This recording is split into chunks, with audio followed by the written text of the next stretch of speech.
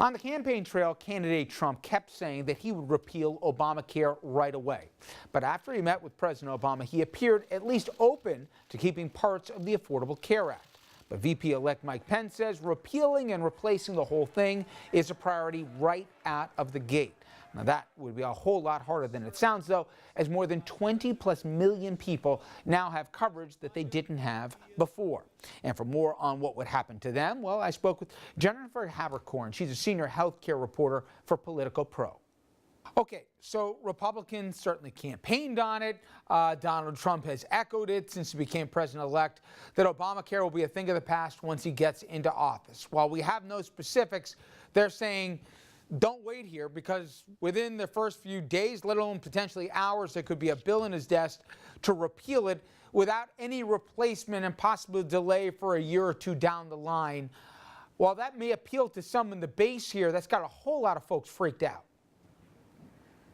Yeah, it certainly would be really dramatic if Republicans were able to repeal this law, this universal health care law.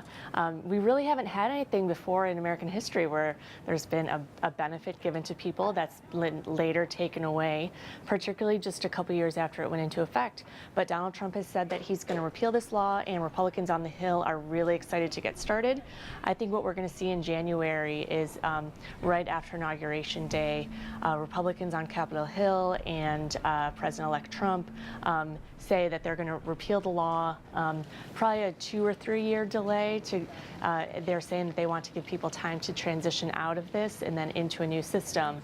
And of course, there's a lot of questions as to how they would do that and what they would put in place. But they're pretty determined that they're going to take away as much of this law as they can and do so pretty quickly. But it doesn't happen in a vacuum, does it, Jennifer? And by that I mean the individual insurance market.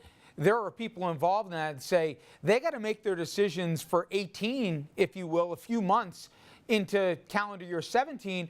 They might just opt out altogether because of the uncertainty, and then that would throw, uncertainty into all-out chaos. Absolutely. I mean, the insurance companies, and they're the ones that, are selling these plans on the Affordable Care Act exchanges, and they have to decide very early in 2017 if they want to try to get into 2018.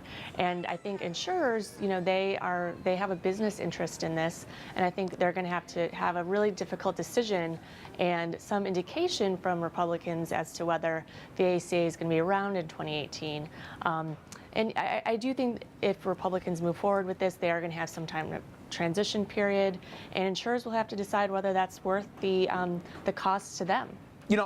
We saw or heard Donald Trump on 60 Minutes a couple weeks ago, and he said, hey, I'm all for keeping kids on their parents' insurance plans till they're 26. Pre-existing conditions, don't worry about it. You'll still be covered under my plan.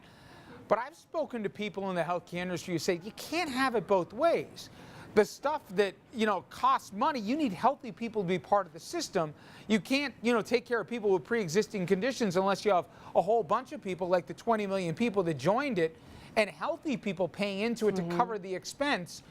The math doesn't seem to add up that you can just keep the parts you like and not the other parts. Absolutely, and that's where this is going to get really, really difficult for Republicans, because insurers are not going to remain in if they have to accept everybody, even if they're really sick and really expensive, if they don't get that 27-year-old who's pretty healthy and not that expensive to insure.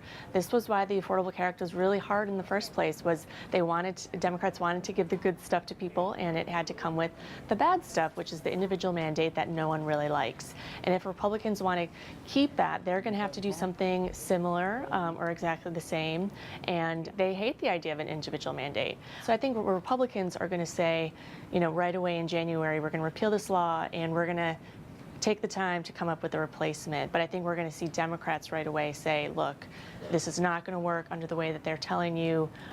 Don't let them repeal your law.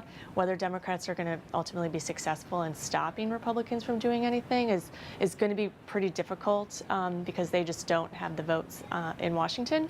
But that's certainly going to be the messaging that we hear, and Republicans are going to try to answer that. It's just unclear right now if that's going to work. And At least the Democrats I've spoken to believe that, hey, once this thing goes away and people all of a sudden see what they got and now that's gone, they're going to be up in arms. But that's a political calculation. It was never marketed or explained.